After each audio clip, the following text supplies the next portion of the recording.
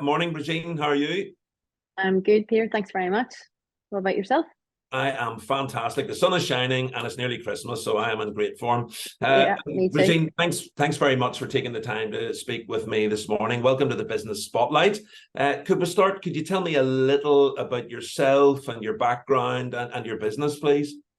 Sure. I am one of the owners partnership in Established Coffee. We're based in the Cathedral Quarter. My partner Mark, the both of us run the business.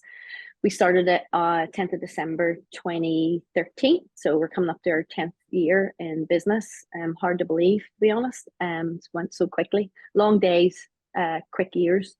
And we basically, we've been in and out of hospitality for most of our working life when we're about 15. Always really enjoyed the service aspect of it and meeting people. And then as you kind of grow older, you kind of start to travel a little bit and then you kind of get into coffee, food, that kind of thing. So we had always loved the coffee scene and obviously food scene, coffee and cake with great service was kind of basically the start of Established. That was the early thought process of it. It wasn't going to be too complicated. Hadn't really thought about a kitchen either, to be honest with you.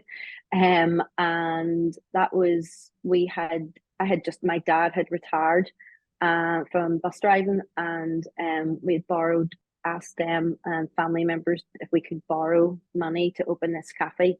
And without hesitation, they said yes. And we had thought, right, if it doesn't work, which we were hoping that wouldn't be the case, that we would pay them back. We wouldn't care what we'd do, but thankfully, it's kind of worked so far. So we just wanted to introduce a really well-designed space after all those years of working in cafes and clutter and stuff like that.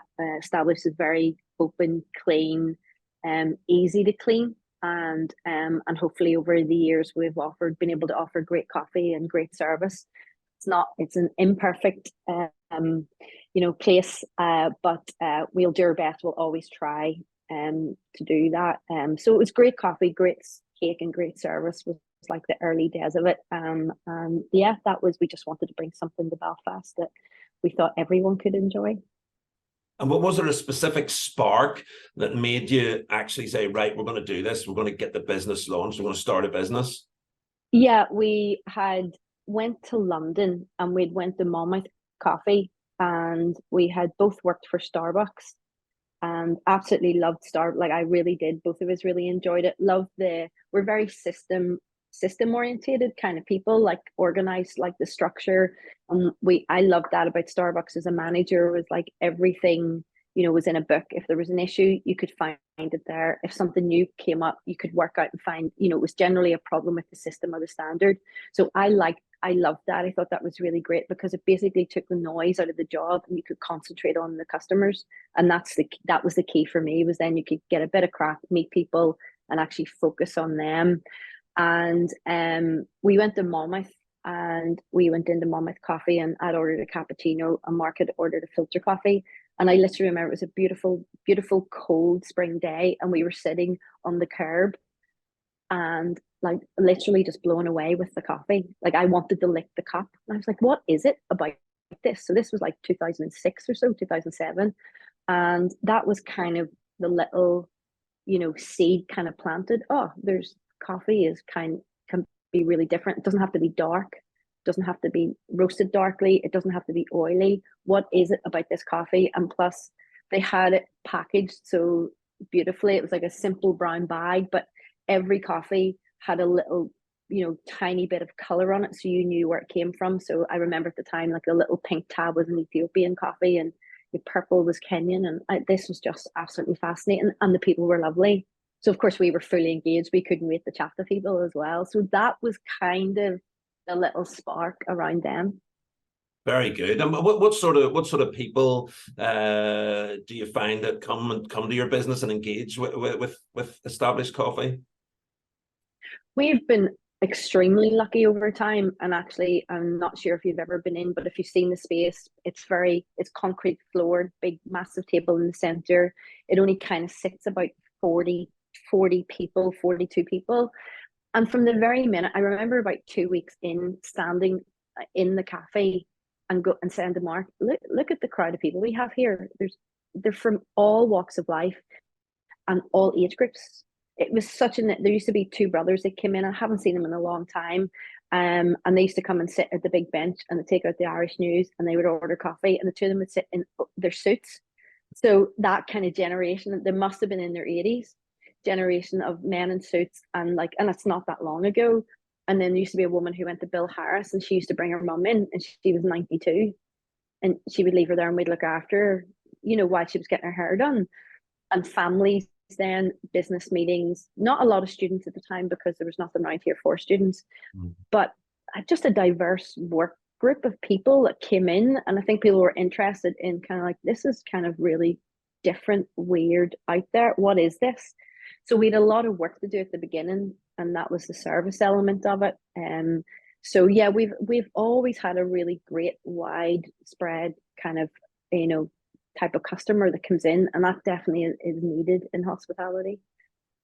And what would you say has been the most significant lesson that you've learned so far as a business owner? Not to take things for granted, not to take people for granted, and to realize that after a while that your main job becomes like the most significant thing is making sure that the customer is always at the core of what you're thinking about. You know, if I'm changing a menu, what will the customer think? If I'm, you know, when you change team members, things like that, you know, things can wobble a little bit, especially for customers who are regulars who come in all the time. So it's really making sure that staff feel they're well trained, taken care of, and the customer is always at the center of everything that we kind of think about. And I can say that the majority of time, the type of people that Mark and I are is just like, we always try to go, well, how will this work for a customer? And we'll never kind of change things crazily unless we've actually worked through it. You know, we're probably a little slow where things are, but meticulous to make sure that we try and get it right the first time. And has there been any particular people or business leaders that have influenced you through your journey? We had a great relationship with Colin Harmon, who owns 3FE Coffee, who owns 3FE Coffee in Dublin. We had his coffee on our shelves and on our bar for 5 years, before we decided to go off and roast ourselves. And Colin's someone to look up to. It's an incredible business that he's built and continues to build as well. We've had some really great conversations with Tom, who owns Origin Coffee in Cornwall. He's been very generous with his time and knowledge, and very, you know, just interesting person who's really interested in what they do. And I suppose a lot of customers have been amazing. I don't think they'll ever really understand how they've been mentors in some way for us as well. You know, all different walks of life, and just the interesting people. Like maybe, you know, I always think there's a lot of the people that come from the circus school, and you'll get conversations with them at the till, and you know, you'll kind of start to open up over time and meet different people and the incredible work that they do in the community.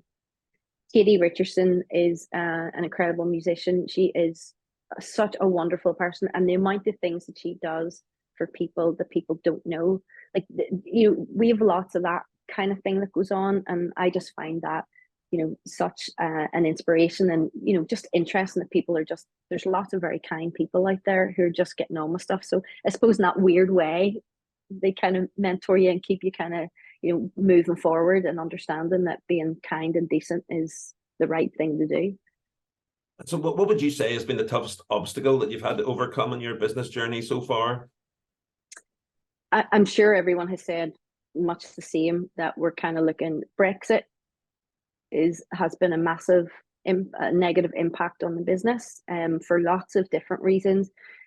You know, just suppliers, that kind of thing has changed, and I suppose a lot of the kind of back of house things that we don't really understand when you kind of think about, you know, ports and airports and that kind of thing. But we've lost such a diverse group of people, that I feel that we're quietly in our workforce and in our shops, and just people, I suppose through the years working in Queens and studying as well, you meet so many different types of people, and it can kind of feel like it's a bit quieter, you know, just people were getting on with things, and I think a lot of those people have left, and that is, you know, such a pity for just not even just industry, but just, you know, for the country as a whole. COVID was not good at all. So many different reasons. I'm sure everyone has mentioned COVID. I mean, sure, for some people it was good, but definitely not good. Decimated the hospitality industry, and then we had the double whammy of Brexit on top of it all. So yeah, it was not a fun time at all. It's hard to believe sometimes when you look back and you go, did that actually happen?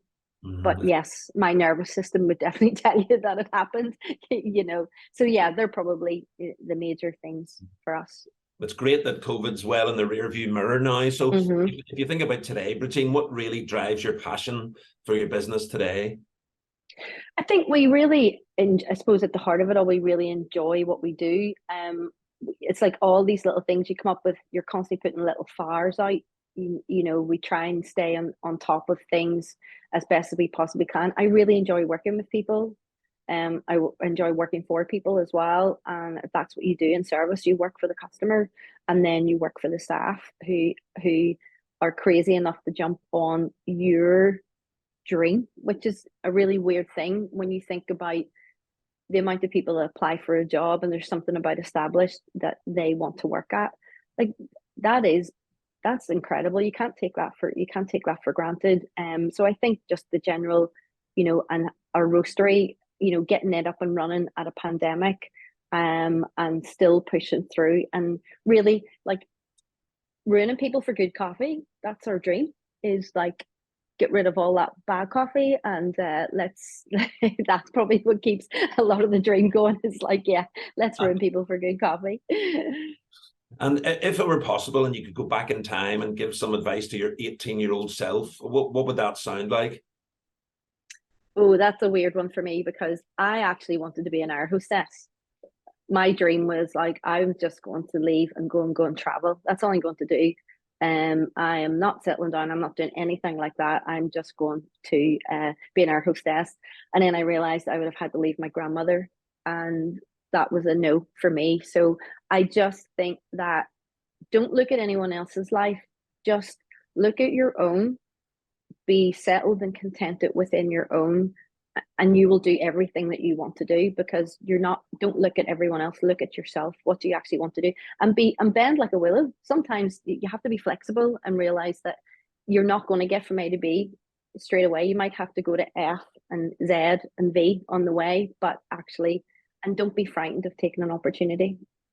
Everything, most of my opportunities came through washing dishes, listening to conversations, retail, selling things to people, and building that kind of, you know, that experience. So I would kind of like, yeah, just at 18, just whatever you think you want to try, just try it and get someone along the way to support you.